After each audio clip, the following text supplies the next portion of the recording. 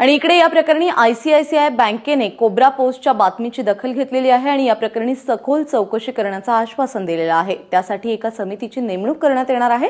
या प्रकरणाचा बँकेच्या व्यवहारावर कोणताही परिणाम होणार नाहीये, त्यामुळे ग्राहकांनी चिंता करू नये असं आवाहन आयसीआयसीआयने केलेलं आहे।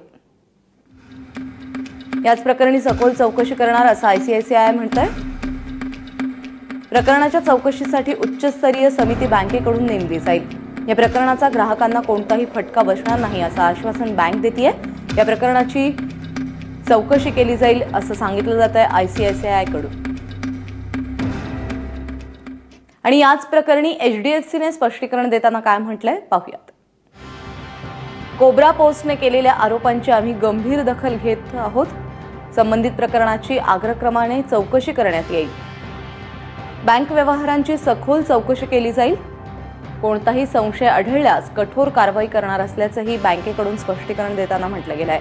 सदैव ग्राहकांच्या हितासाठी आमचे प्रयत्न सुरूच राहतील।